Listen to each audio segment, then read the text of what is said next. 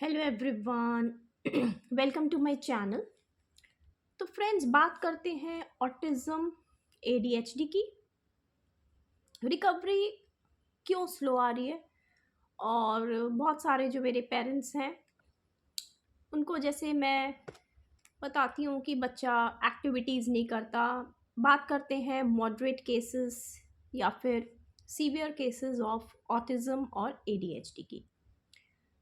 तो जो मेन एक कारण होता है स्लो रिकवरी का ऑटिज्म में और एडीएचडी में, वो मेन कॉज ये है फ्रेंड्स कि जो ये बच्चे होते हैं इनके लिए हर एक चीज़, फिर चाहे वो खेलना हो, पढ़ना हो, राइटिंग करना हो, खाना पीना हो, बात करना हो, सोचना हो, ये सारी चीज़ें एक टास्क होती हैं। ठीक है, किसी भी चीज़ में क्योंकि इनके अंदर का डोपामीन लेवल कम होता है, हैप्पी हार्मोन्स कम होते हैं, इनको रिवॉर्ड और रेनफोर्समेंट्स का मतलब नहीं पता होता due to the lack of the hormones. इसकी वजह से इन लोगों की साउंड स्लीप भी नहीं होती, हमेशा एक एंजाइटी रहती है।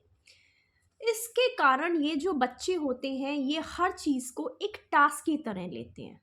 ठीक है, अब जब ये बच्चे हर चीज़ को एक टास्क की तरह लेते हैं तो इनको किसी भी एक्टिविटी में खुशी नहीं होती। ठीक है, स्टार्टिंग के शुरुआत में। तो अगर आप लोगों को ये मैं वीडियो इसलिए डाल रही हूँ कि अगर आप लोगों के बच्चे में स्लो रिकवरी आ रही है, ठीक है, तो आप इन बातों को खास ध्यान दें। ठीक है, बच्चों को हमें ठीक करना है, तो ठीक करने के लिए जो जो चीज़ें हमें ज़रूरी हैं वो हमें बच्चे को करानी है। ठीक है, अब हम फोर्सफुली उसको कराएंगे। क्या करेंगे? इसलिए मैं एक्यूप्रेशर थेरेपी साथ में यूज़ करती हूँ कि एक साथ साथ रेनफोर्समेंट और ये जो डोपामीन हॉर्मोन्स हैं या फिर ब्लड सर्कुलेशंस है, हैप्पी हॉर्मोन्स हैं, ये सारे साथ साथ बूस्ट होते जाते हैं, निकलते जाते हैं। ठीक है, तो उतनी परेशानी बच्चों को करने में नहीं आती और हाइपर एक्टिविटी बढ़ती नहीं है। ठीक है, इसीलिए कहा जाता है कि बच्चा में अगर अंडरस्टैंडिंग या फिर उसकी थोड़ी सी स्पीच, थोड़ी सी थिंकिंग अगर नहीं आई है तो उसको स्कूल में ना डालें। क्योंकि अगर बच्चा स्कूल में खाली बैठा है, क्योंकि नॉर्मल स्कूल्स में बहुत सारे बच्चे होते हैं और हम इट्स नॉट पॉसिबल कि एक ही बच्चे पे हम फोकस कर सकें, है ना, वन टू वन अटेंशन नहीं मिल पाता, जिसके कारण उन्हें और ज़्यादा कंफर्ट जोन मिलता है और ज़्यादा कंफर्ट जोन मिलने से उसका सिम्टम्स बढ़ते हैं। क्योंकि अगर आप उनको बाद में ले जाके घर में कुछ चीज़ एक्टिविटी कराने की कोशिश करेंगे तो क्योंकि 3 आवर्स में उन्होंने कुछ नहीं किया यूजफुल, वो 3 आवर्स थोड़े से वेस्ट अगर हो गए हैं, ठीक है, उनको पकड़ पकड़ के नहीं कराया गया ज़बरदस्ती, ठीक है, तो फिर हमें उनको टास्क से प्यार दिलाना है ना। किसी भी चीज़ से हमें प्यार, लगाव कब आएगा? वो हमें तब आएगा जब हम उसको करेंगे। ठीक है, किसको आराम किसको नहीं पसंद है? ठीक है, उसके बाद दूसरा friends, we have two way, मतलब पेरेंट्स को वे करना है कि आप लोगों को पता है क्या होता है कि हम लोग अपने बच्चों को टैग नहीं करना चाहते कभी भी कि स्पेशल चाइल्ड है, ठीक है, या फिर उसमें ही कोई दिक्कत है। ठीक है, ये बात आपने बिल्कुल सही कही है, टैग किसी को भी पसंद नहीं है। ठीक है, लेकिन फ्रेंड्स जब आप लोगों को उनको टैग नहीं करना चाहते, ठीक है, तो उसके बाद जब हम उसमें वही एक्टिविटीज़ फिर आप उसको किसी भी तरह कराइए। ठीक है, अपने एज के अकॉर्डिंग गोल ओरिएंटेड आप उसको करिए। फिर आप उस टाइम पे अगर आप उसको स्पेशल एजुकेटर सपोज आप दे रहे हैं या फिर घर में आप उसको बहुत ही दूसरे तरीके से प्यार प्यार से कंफर्ट जोन में ही एक्टिविटीज़ कर रहे हैं, अगर आप चाहते हैं कि आपके बच्चे जहाँ ओटी कर रहे हैं वहाँ भी वो हंसता खेलता करे, केवल उसकी फेवरेट एक्टिविटीज़ हों और वही एक्टिविटीज़ जो उसको आती हैं वही रिपीट होती रहें, बस आपका बच्चा रोना नहीं चाहिए या वो खुश रहना चाहिए। ठीक है, तो फिर कहीं ना कहीं आप उसको फिर से एक स्पेशल की तरफ लेके जा रहे हैं। ठीक है, हमारा मेन टारगेट ये है ना फ्रेंड्स कि हमें मतलब बच्चे को एक तो चोट नहीं लगनी चाहिए, एक हार्म नहीं होना चाहिए। ठीक है, फॉर एग्जांपल कई बार क्या होता है कि बच्चे को हम कराते हैं तो वो हेड बैंगिंग करता है, जो पेरेंट्स कराते हैं घर पे, है ना, कहता है कि मैम क्या करें, ये और तेज सर पे मारता है, क्योंकि इन बच्चों को दर्द नहीं होता, चोटें लगती है और इन लोगों को समझ भी नहीं होती, दे आर फियरलेस, ऊंची ऊंची चीज़ों पे चढ़ेंगे बिना डरे कि हमें चोट लग जाएगी, और कई बार चोट लगती भी तो they have very high strength. तो अब इस केस में क्या होता है फ्रेंड्स कि इसीलिए हमारे थेरेपी सेंटर्स पे लाया जाता है, ठीक है, कि हम सारी टास्क कराएंगे भी और साथ साथ सारे एंग्जाइटी और एंगर वाले पॉइंट्स पे एक्यूप्रेशर भी करते जाएंगे, जिससे हमारा दोनों चीज़ें बैलेंस रहेंगी, ठीक है। एज ओरिएंटेड, गोल ओरिएंटेड एक तरफ हमारा काम चलेगा और दूसरी तरफ हमारे उसकी वजह से ज़बरदस्ती कराने में अगर थोड़े से उसको गुस्सा आएगा, है ना, तो हम उस बच्चे को चोट नहीं लग देंगे, एंग्जाइटी बढ़ने नहीं देंगे, एंगर नहीं बढ़ने देंगे, लेकिन अपना गोल, अपनी टास्क हम फिनिश करेंगे, बिकॉज आवर गोल इज कि हमारा जो बच्चा है डिफरेंटली एबल्ड या स्पेशल, उसको हम एक बिल्कुल नॉर्मल चाइल्ड बनाने में जो हमारा मोटो है ना, हर एक बच्चे को हमें नॉर्मल लेके जाने का, जैसा कि मेरा गोल है, तो वो हम करेंगे, ठीक है। तो फर्स्ट ये मेन मैं आपसे यही कहना चाह रही थी कि सब कुछ अपने बच्चे को गोल ओरिएंटेड कराइए, ठीक है। अब दूसरा ये है कि टास्क, वो हर चीज़ को एक टास्क समझता है ना, तो वो टास्क ही आपको करानी है। जैसे जैसे आप उसको कराएंगे उसका उससे प्यार, उसका उससे लगाव बढ़ता जाएगा। डोपामीन और हैप्पी हार्मोन्स बूस्ट करने के लिए we are already using the acupressure therapy, holistic therapy का यही मतलब होता है, ठीक है।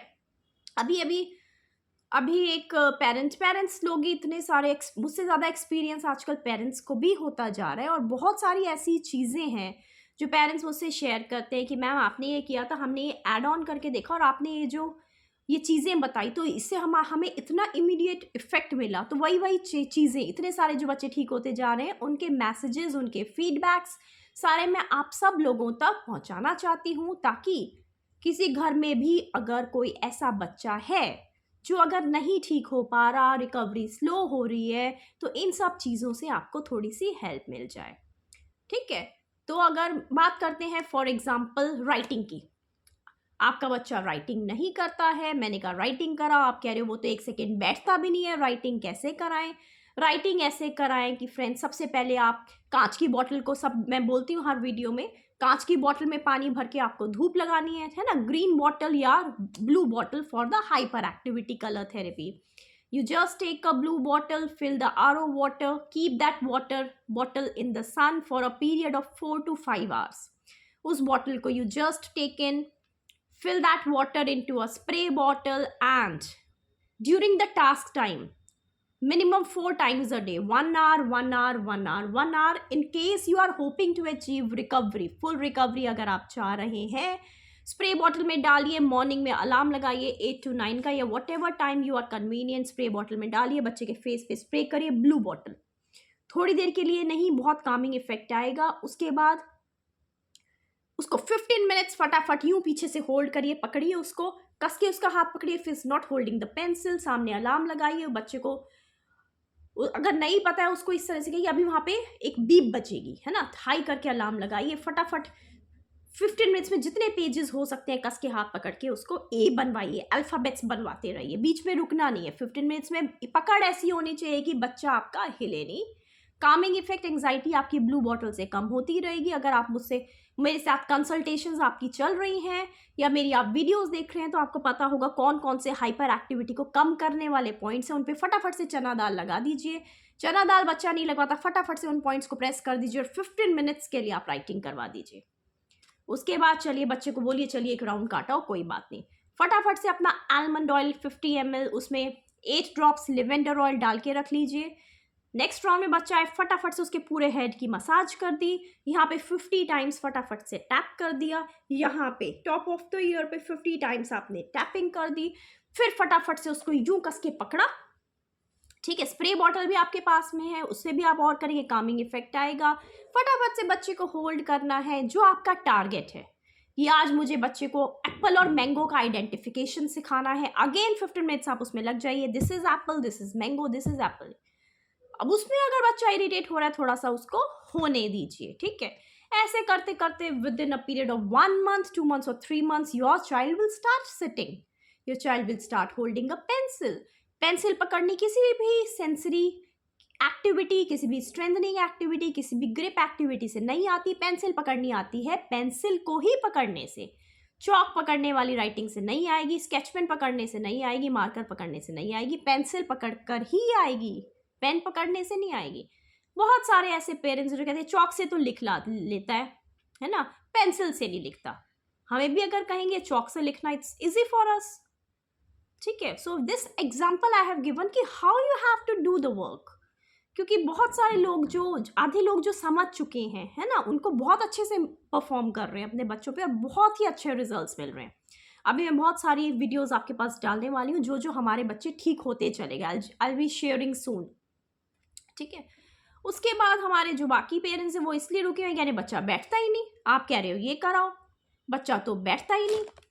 ठीक है, जितना आगे बढ़ते जाएंगे बच्चे को ये मत सोचिए कि बच्चा, अगर टेबल आपको नहीं लगाना तो आपको ये सोचना ही नहीं है कि बच्चा स्पेशल है। हाँ, अपने माइंड में ये रखिए कि he is differently able, so I have to give extra attention, extra concentration and extra hard work I have to do. ठीक है, उसमें अगर नॉर्मल में 10 कर रहे हैं, इसमें हम 50% करेंगे, 50% करेंगे या 5 टाइम्स ज़्यादा काम करेंगे, क्योंकि हमारा ये मोटो है, हमारा ये एम है। तो छोटा सा मैंने एग्जाम्पल दिया था किस तरह से आपको अपने गोल, अपने पाथ तक पहुंचना है, और इससे आपको थोड़ी सी हेल्प मिलेगी। ठीक है, तो spread this video to every home who is having a child with some particular features so that we can help them to get rid out of this spectrum disorder. Hope you like my video. Stay safe, stay healthy.